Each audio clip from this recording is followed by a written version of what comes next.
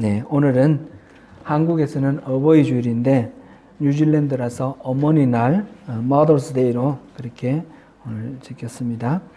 Mother's Day는 5월 둘째 주일입니다. 그러면 Father's Day는 언제예요? 9월 첫째 주일. 지난주는 우리 어린이 주일로 여겼는데, 지켰는데, 뉴질랜드에서의 Children's Day는 언제예요? 3월 첫째 주일이라고 합니다. 저도 몰랐습니다. 찾아봤습니다. 우리 절기를 한국식으로 지키기도 하고 뉴질랜드식으로 하기도 하고 이렇게 믹스가 되어 있는데, 오늘 생명을 낳으시는 어머니의 그 중요한 직책, 낳으시고 또 기르신 우리 어머니들 주님의 이름으로 치하드립니다. 우리 자녀들이 또 축하드렸는데, 우리 또한 고국에 계신 부모님께 또 전화드리고, 어버이날 그렇게 하셨죠? 5월 8일 날? 네, 그렇게 하신 줄 믿습니다. 이 가정, 5월은 또 가정의 달이라고 하는데, 가정은 하나님이 주신 특별히 귀한 그런 공동체입니다.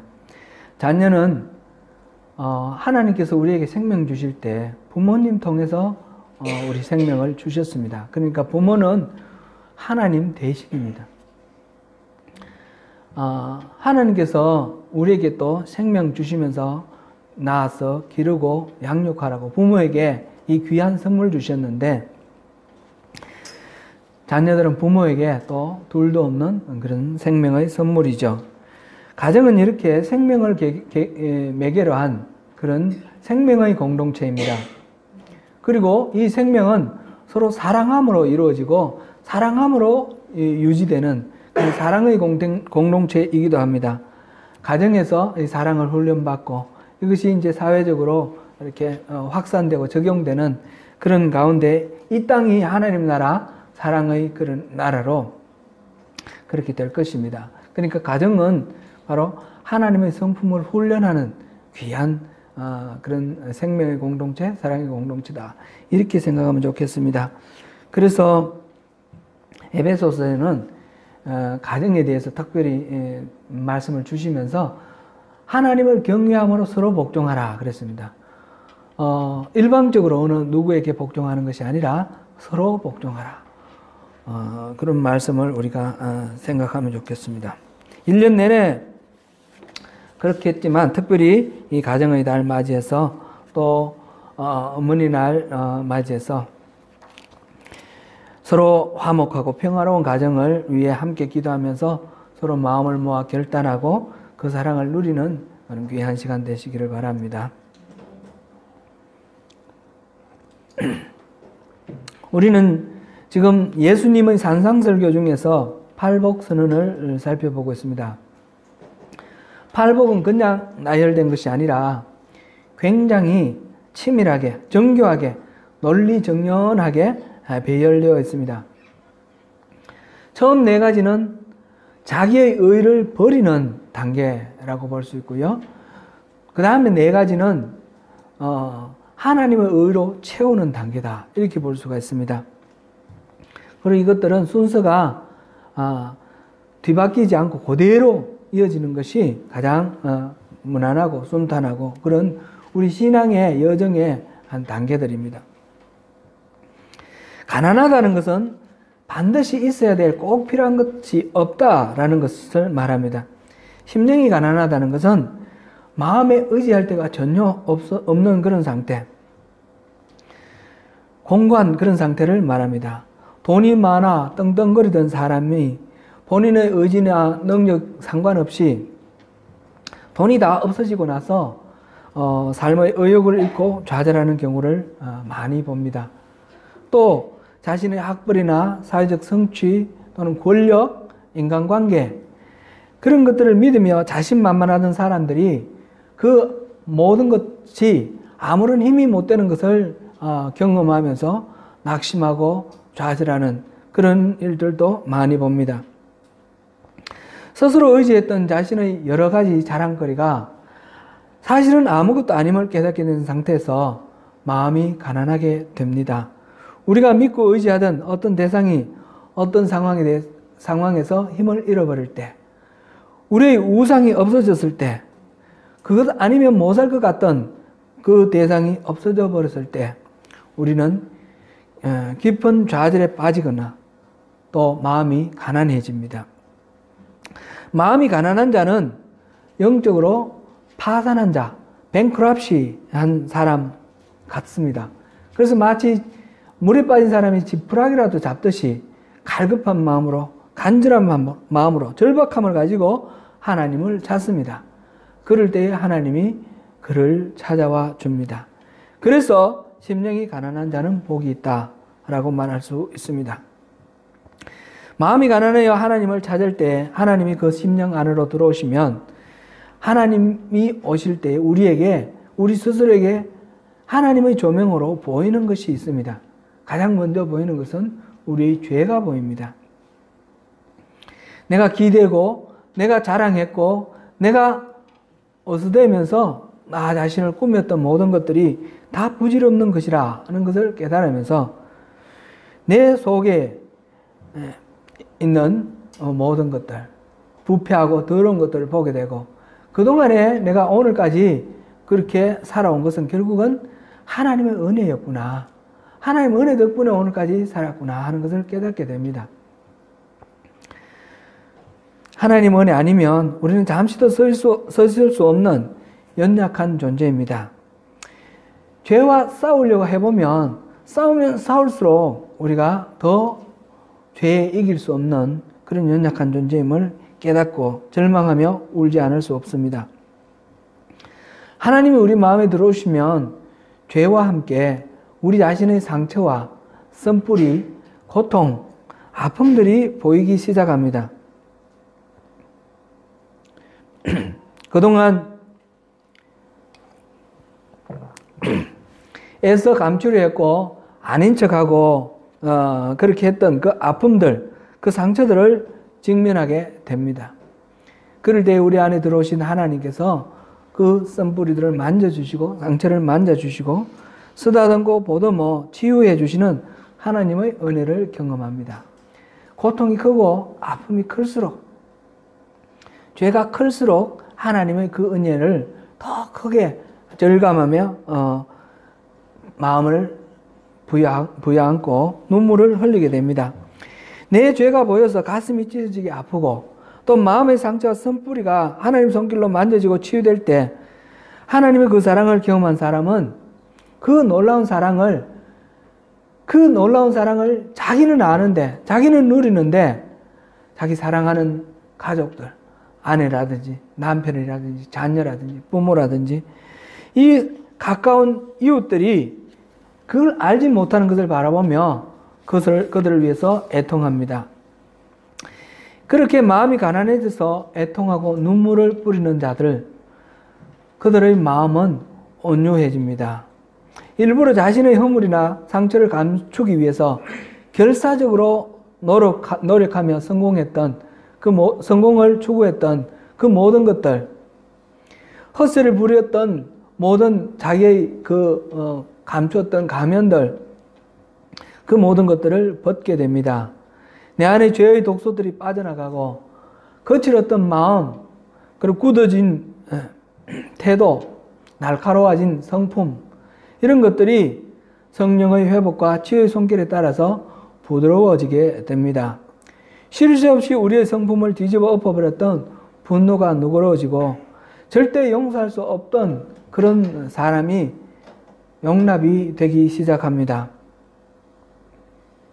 하나님이 나를 사랑해 주셨던 그 사랑, 하나님이 용서해 주셨던 그 용서가 내 마음에 다가올 때에 내 눈에 허물이 보이고 약점이 보이고 용납되지 않았던 그 이웃들이 당신이나 나나 은혜 아니면 다 죄인이지, 그런 마음으로 용납하게 됩니다.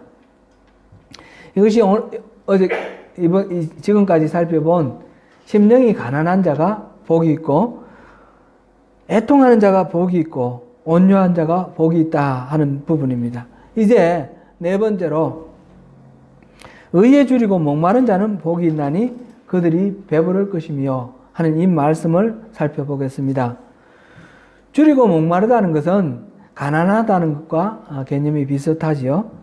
그것이 더욱 나아가서 마치 먹을 것이 없어서 굶어 죽을 정도로, 마실 것이 없어서 목말라 죽을 정도로 그렇게 몹시 간절하게 원하는 상태를 줄이고 목마르다라고 표현을 하였습니다.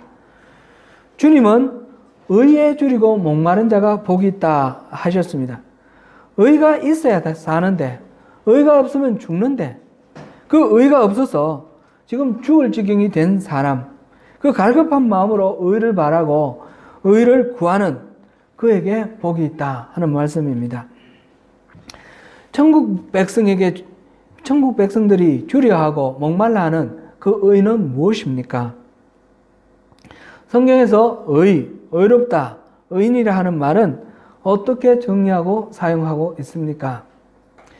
먼저 오늘 본문을 영어 성경에서 NIV, King James Version, KJV 또는 NASB,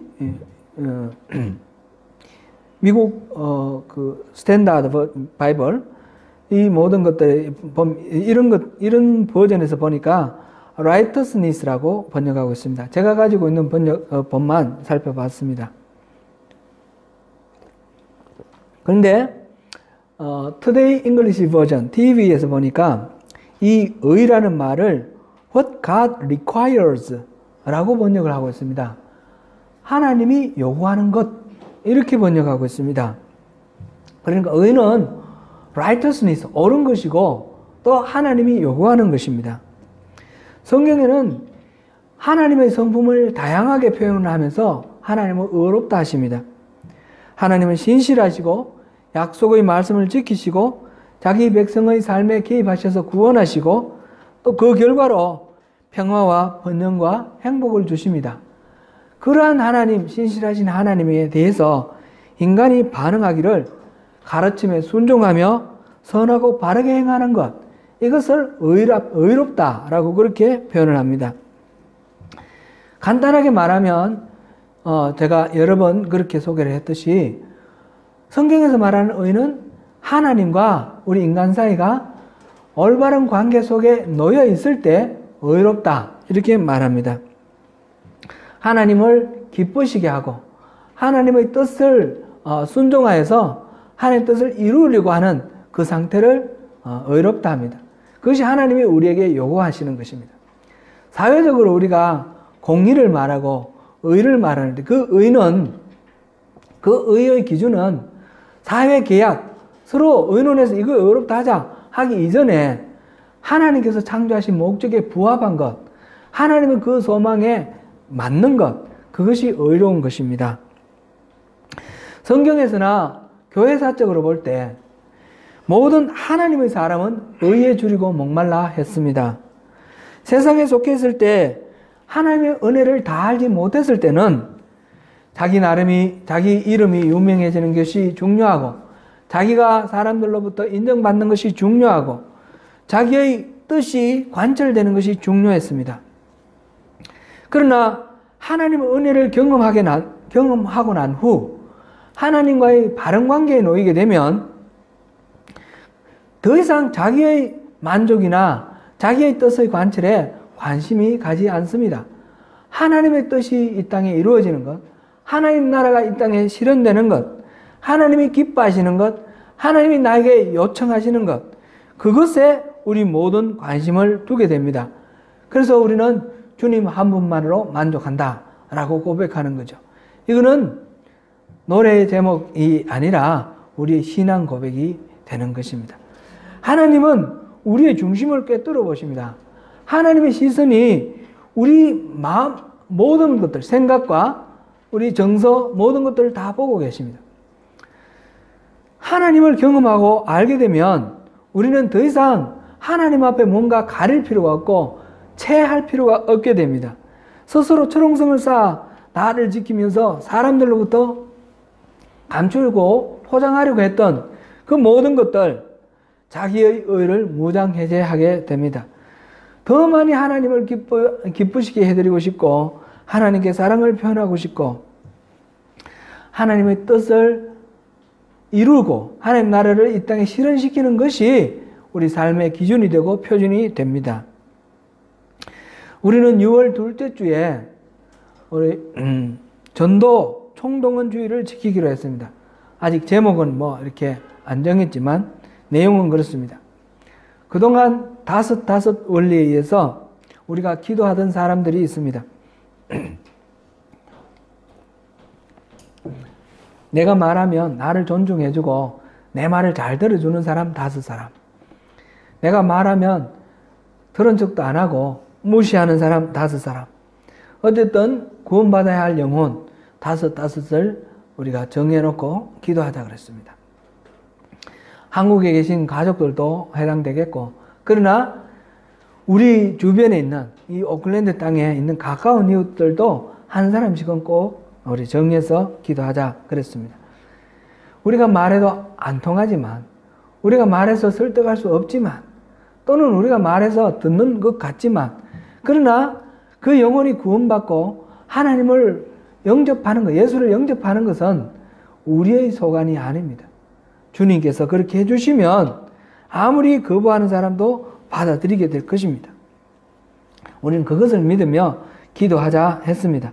이제 6월 둘째 주에 그분들을, 그 기도한 이웃을 초청해서 우리가 함께 하나님 말씀을 듣고 우리가 성심성의껏 또 대접을 하면서 하나님의 그 사랑의 한 자락을 우리를 통해서 보여줄 수 있도록 그렇게 한번 행사를 하려고 합니다.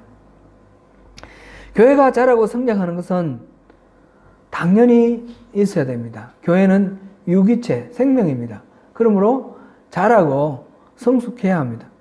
그러나 그 교회의 성장과 그 성숙이 그 목적은 우리에게 있지 않습니다. 하나님의 뜻이 이 땅에 이루어지기를 바라기 때문이며 하나님 나라가 이 땅에 실현되기 되어야 하기 때문입니다. 우리를 통해서 하나님의 뜻을 이루기를 하나님 원하시기 때문에 우리가 하나님의 손발이 되어서 전도를 하고 또 그들을 섬기는 것입니다.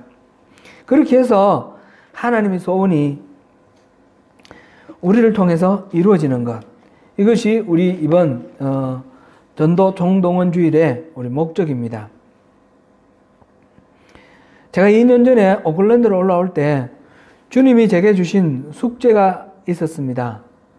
소명교회에 제가 부임하게 되면서 그때 주님이 주셨던 그 숙제를 그대로 실현하기를 저는 소원하면서 기도해 왔습니다. 2년 동안 설교를 통해서 또 성경 공부를 통해서 여러 가지 제 섬김의 삶을 통해서 저는 이것을 줄기차게 여러분들에게 전달을 했습니다.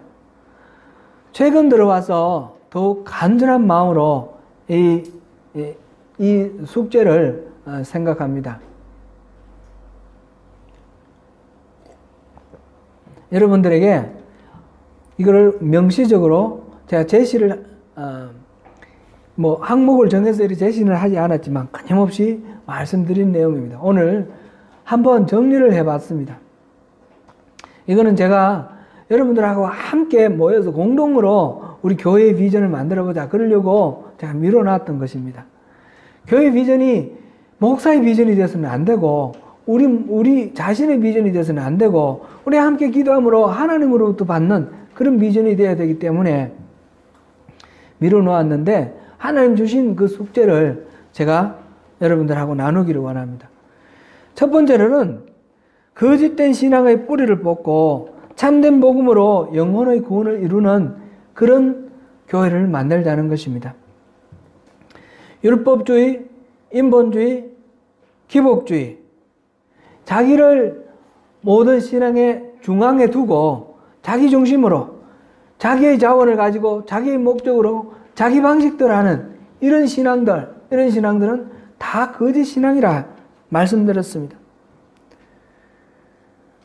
자기의 만족을 구하는 것이 아니고 자기의 자기의 노력, 자기의 능력이 아니고 자기 방식이 아니고 나의 경험이나 나의 학교에서 배운 어떤 학교에서 배운 방식이나 그런 것이 아니라 하나님이 부어주시는 능력, 하나님의 능력, 성령의 능력으로, 그리고 하나님 기뻐하시는 그 뜻을 위해서 하나님이 제시해 주시는 방법으로 하나님 길을 따라서 그렇게 우리가 신앙생활을 해보자는 것입니다.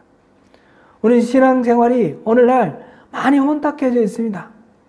진짜와 거짓이 섞여 있습니다. 뒤섞여 있습니다. 그래서 열심히 신앙생활을 했는데 그것이 참된 신앙하고 전혀 상관없는, 어쩌면 하늘나라 갔을 때 하나님께서 내가 너를 도무지 모른다, 그렇게 말씀하실지도 모르는 그런 신앙생활에 많이 우리가 빠져 있다는 것을 여러분 우리가 환기를 해보았습니다.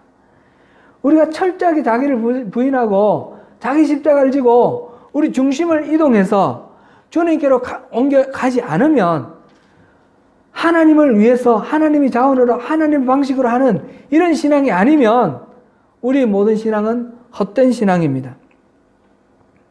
그래서 지난 2년간 사역을 하면서 저는 끊임없이 이 십자가 복음, 하나님 중심의 이 복음을 전했습니다. 우리가 무엇을 자랑하겠습니까? 우리 교회가 이제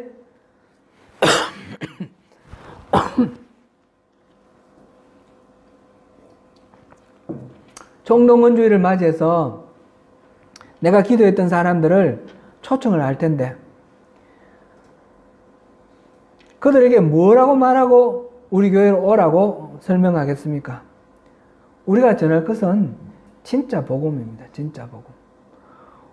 다른 것, 부수적인 것, 덤으로 주어지는 것, 그것은 자연스럽게 나중에 덤으로 가는 것이죠. 우리 예수를 잘 믿고 바로 믿을 때 하나님 우리 복 주시길 원하시니까 복 받는 것은 덤입니다. 그런데 예수 믿으면 복 받는다, 이렇게 하면 본질이 뒤바뀌어 버리기 때문에 안 된다는 것입니다. 하나님의 말씀을 전해야 됩니다. 하나님 뜻을 전해야 됩니다. 우리 교회에 그 복음이 살아있다라고 자랑해야 됩니다. 그렇지 않으면 우리 교회에 그 복음이 살아있다는 그 자부심이 없으면 우리는 전도할 수가 없습니다. 우리 교회에 그 복음이 있습니까? 없습니까? 복음이 있습니다. 그 복음을 여러분들은 자부심을 가지고 그것을 붙들기를 바랍니다. 이거는 우리가 어떻게 인정받느냐, 내 뜻이 어떻게 관철되느냐, 이런 데 마음 뺏겼을 때는 절대로 우리가 붙들 수 없는 것입니다.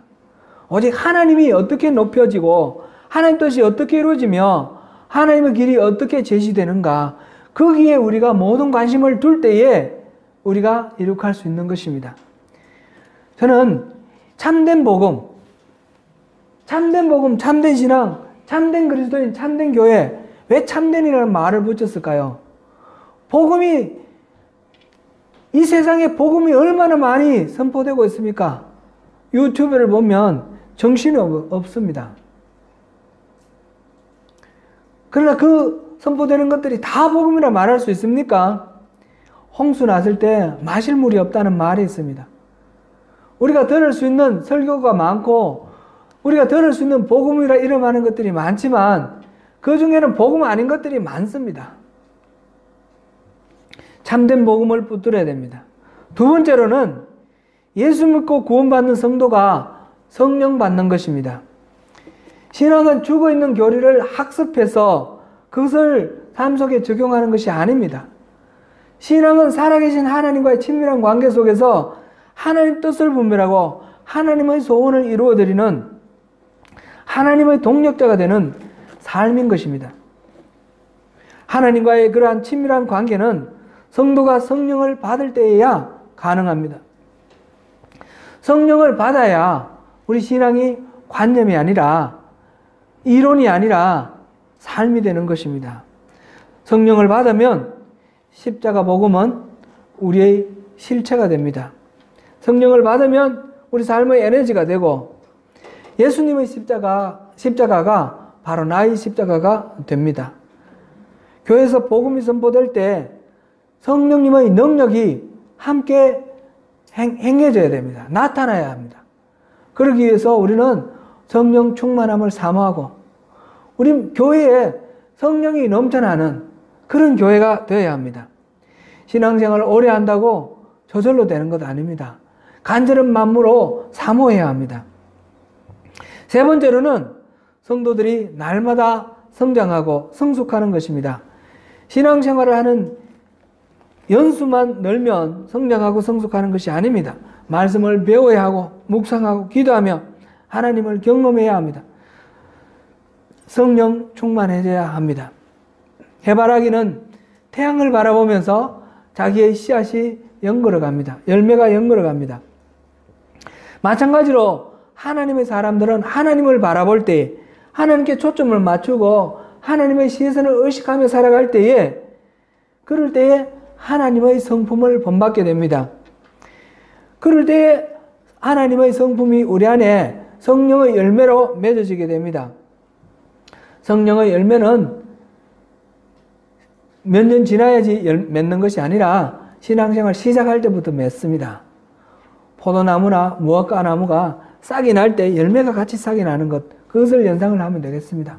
열매가 처음부터 맺어지고 그 다음부터 일생을 통해서 익어가는 것, 연걸어가는 것이다. 이렇게 우리가 이해를 하면 되겠습니다. 성령의 열매, 매일매일 우리가 맺어가고 익어가야 합니다. 이렇게 성령의 열매로 익어가는 하나님의 사람들은 이웃을 바라볼 때 하나님의 시선으로 바라보게 됩니다. 하나님의 성품을 가지고 하나님의 관점으로 바라보게 됩니다. 이웃을 내 몸같이 사랑하라 하는 것은 어느 단계에 가서 도달하는 것이 아니라 예수를 믿는 사람은 믿는 순간부터 그렇게 사는 것입니다. 그렇게 자기의 그 상황 속에서 서로를 자기의 하나님의 관점으로 바라보며 하나님의 사랑으로 사랑하게 될 때에 서로가 위로가 되고 격려가 되고 치유가 되고 함께 성숙해져가는 그런 교회를 이루게 됩니다. 교회의 소그룹은 그런 소그룹이 되어야 됩니다. 우리는 그것을 위해 지금 또 준비하고 있습니다. 제가 영화 패치 아담스를 한번 보시라고 말씀을 드렸는데 꼭 한번 보시기를 바랍니다. 우리 교회의 모델이 되기 때문에 제가 여러 번 말씀드립니다. 패치 아담스 꼭 한번 보시기 바랍니다. 패치 아담스는 실제로 일어난 사실을 가지고 만든 영화입니다. 거기에 주인공은 의사인데 의사가 병원을 만들었습니다. 병원을 만들었는데 그 병원에서는 의사가 환자를 치료하는 것 그건 당연한 거죠. 근데 의사가 부족하니까 환자가 서로 치료합니다. 환자가 서로 돕고 서로 격려하고 서로 위로하면서 환자가 환자를 치료하는 그런 프로그램으로 그 병원을 운영합니다. 교회도 그렇다고 생각합니다. 교회는 환자들이 모이는 곳입니다. 상처받은 영혼들이 모이는 곳이 교회입니다. 교회 상처받은 영혼들, 뭔가 우리가 봤을 때 불편한 그런 영혼들이 온다고 해서 불편하거나 싫어해서는 안 됩니다. 병원에 아픈 사람이 와서 고침받고 나가는 건 마찬가지로 교회는 상심한 사람들이 와서 고침받고 성숙해져 가는 곳입니다. 당연하게 받아들여야 합니다. 그럴 때에 우리가 서로가 서로를 위로하고 서로를 격려하면서 서로를 치유하고 서로가 함께 성숙해 나가는 것이 바로 교회입니다. 넷째는 영혼 구원입니다. 우리가 이룬 천국을 누릴 때에 이웃들이 우리에게서 예수 그리스도의 향기를 맡게 되고 우리를 통해서 그리스도의 편지를 읽게 되는 것, 그것이 가장 좋은 영혼 구원의 방법입니다. 그러나 그렇게만 생각하면 우리가 언제 완전해져서 그리스도의 편지를 전하고 그리스도의 향기를 전하겠습니까?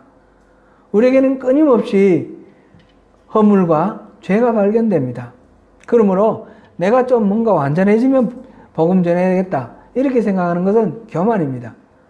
그것이 아니라 열매가 싹이 날 때 처음부터 열매가 맺어지는 것처럼 우리는 복음을 받았을 때부터 복음을 전합니다. 우리가 아는 만큼, 우리가 누리는 그 은혜만큼 우리가 전하면 됩니다. 때를 얻든지 못 얻든지 주님의 나라를 자랑하고 전하는 그 일을 통해서 영혼을 구원하는 것입니다. 이것은 우리의 선택이 아니라 예수님의 유언입니다. 마지막 명령, 지상 명령입니다. 하나님이 우리를 창조하시고 우리를 구원하셔서 교회로 이렇게 부르신 목적은 우리를 단순히 천국 가게 하시기 위함이 아니라 우리를 통해서 이 땅을 하나님 나라로 회복하고 우리를 통해서 잃어버린 영혼들을 구원하시기 위함입니다. 그러므로서 영혼 구원은 우리의 존재 목적이 되는 것입니다. 사랑하는 성도 여러분, 영혼 구원은 전에 그런 말씀 제가 드린 적이 있습니다. 미국의 어느 교회 목사님, 김인기 목사님 말씀드리면서 교회가 영혼 구원을 하지 않으면 교회가 아니다. 세탁소에서 세탁물을 세탁하지 않으면 세탁소가 아닌 것처럼 교회는 영혼 구원하는 곳이 교회라는 거죠. 영혼 구원은 교회의 핵심 사명입니다. 유기체인 교회가 성장하고 성숙하는 것이 자연스러운 현상입니다. 우리가 만약 자라지 못하고 성숙하지 못하다면 그것은 건강하지 못하다는 증거이기도 합니다. 구원받지 못한 영혼을 보면서 갈급한 마음이 있습니까? 사슴이 시냇물을 찾아 헤매는 것처럼 주님을 찾아 헤매는 그런 영혼의 갈급함이 있습니까? 단순히 우리 2년 동안 숫자가 많이 줄었는데 그 숫자가 줄은 것에 우리가 마음 뺏길 필요도 없습니다.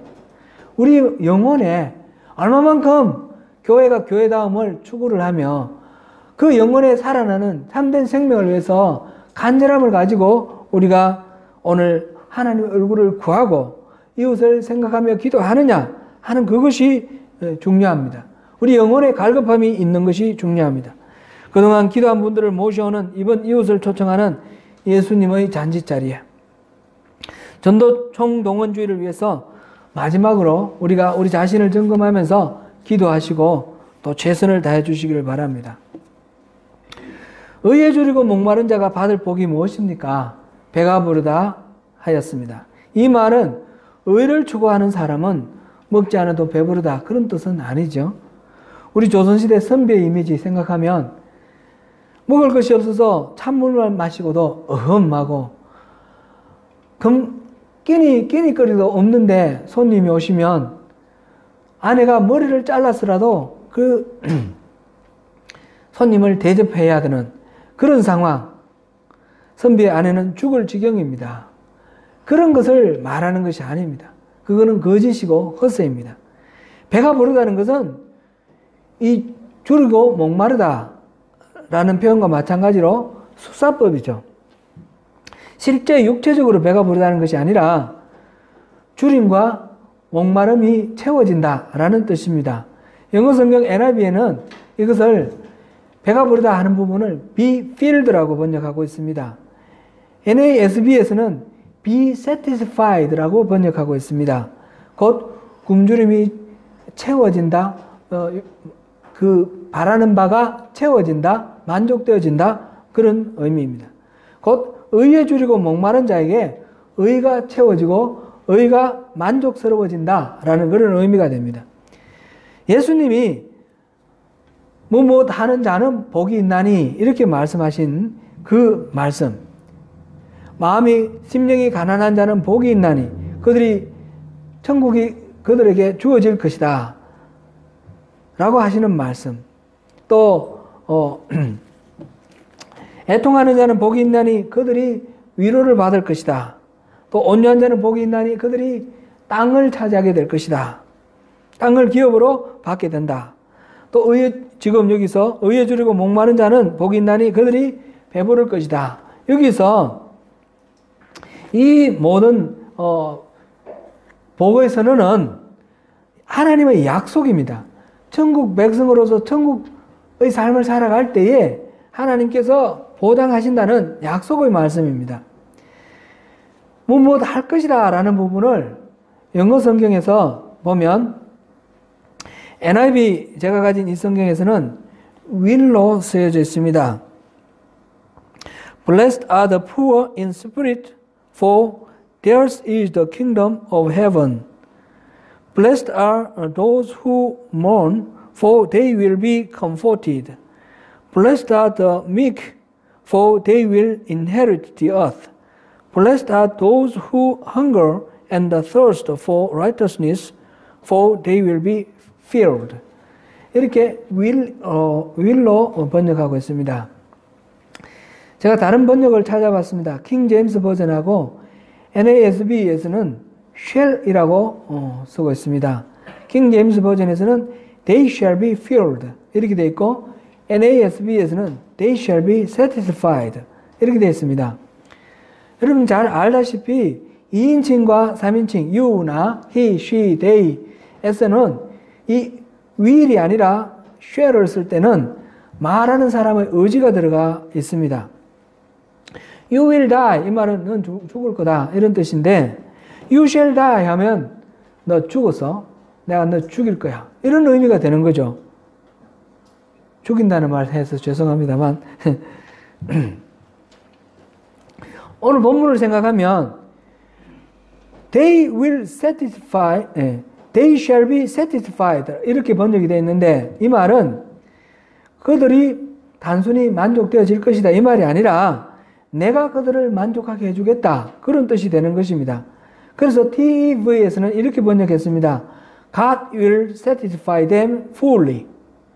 하나님이 그들을 충만하게 만족시켜 줄 것이다. 이렇게 번역하고 있습니다. 예수님의 팔복선언은 단순히 세상의 이치를 설명하는 말씀이 아닙니다. 하나님 나라 백성에게 주님이 주시는 약속의 말씀입니다. 내가 반드시 그렇게 하겠다 하시는 약속입니다.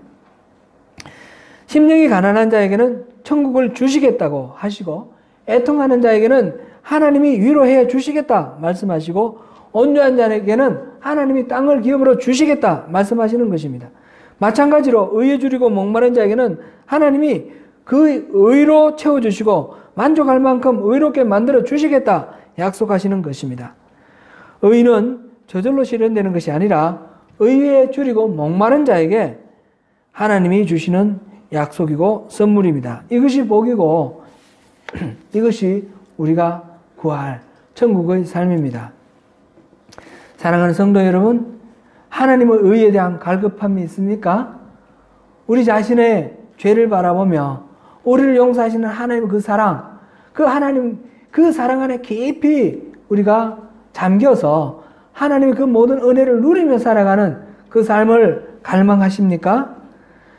하나님의 그 사랑을 누리지 못하는 그런 영혼들을 바라보면서 가슴 타는, 마음 타는 그런 애절함이 있습니까? 그 마음으로,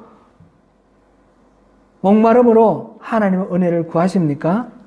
세상 모든 민족이 주께로 돌아오고 열방이 하나님 나라가 되는 그날이 오기를 목마름과 주림으로 기다리고 계십니까? 그런 타는 가슴, 그런 타는 열정, 그런 열망으로 주님의 채워주심을 기다릴 때에 주님께서 배부르게 하시겠다. 만족시켜 주시겠다. 의로 채워주시겠다. 약속하셨습니다. 그 약속을 다 누리는 저와 여러분이 되시기를 축원합니다. 기도하겠습니다. 은혜로우신 하나님, 의에 줄이고 목마른 자는 복이 있나니